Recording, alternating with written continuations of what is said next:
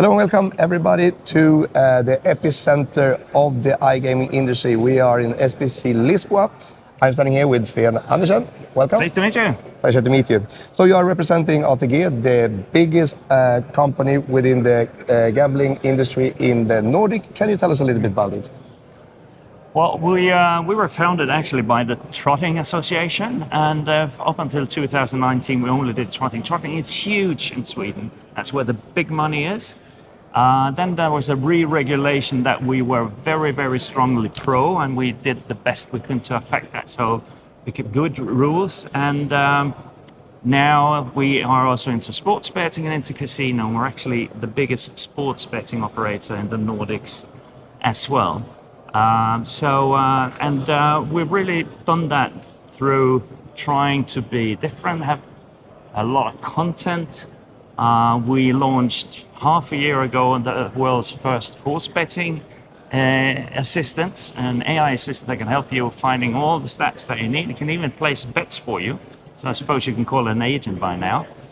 And we're just trying to differentiate, and with a lot of content. We're also on the largest content production company. So we produce more sports content than any other company in Sweden.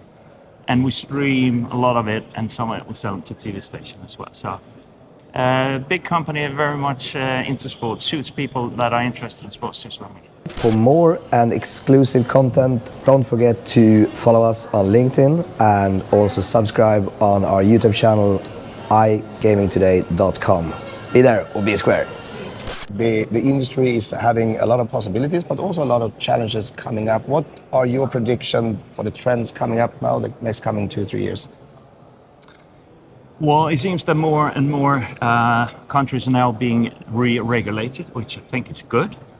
What usually happens in a re-regulation, and probably what we'll see in Finland, where we will also enter, is that in the start of the re-regulation, everybody advertises a lot, and people of course get bored and annoyed when there's too much of the same. What could easily happen then is that they start to influence politicians that start to think, we need to put a sort of a limit of how much they can advertise, which I think is a risk, because when you start to limit things that you shouldn't limit, where competition will find its way, there's always a risk that a channelization, which means the percentage of bets placed are on with the companies that have a license. If you start to limit them and make things too hard for them, that will only benefit the black market, which nobody wants. And the black market equals the irresponsible market. The license market equals the responsible market. And we have a product that needs responsibility. I agree totally. And last but probably the most important question at this moment.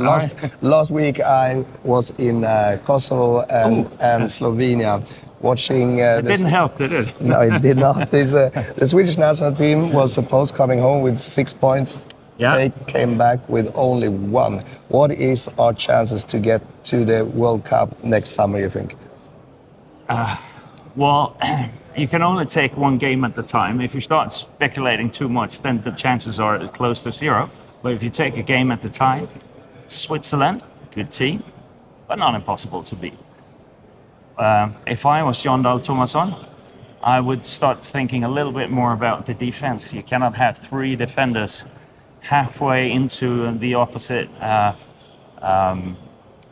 of you need to be able. Then you got to have some defenders that are really, really fast, and our defenders are not that fast. And you need defenders with a very quick understanding of football. I think that the defenders we have are much better at defending in their penalty area. So I think they need to rebalance that. But I like the way we play going forward, but we need to balance that off. And if they find a way of doing that, I mean, Jon Dahl Tomasson, he sees the game as well. Yeah. And he's been around, so you would think and hope that he'd sort of play a football that his players are able to play. And in such case, why shouldn't we make it? But of course, if we want to do exactly the same against Switzerland, we're not going to lose 2-0, we're going to lose 6-0. So, but I assume that there are going to be a few changes. Thank you very much, Sten Andersson. Thank you. Pleasure. Thank you.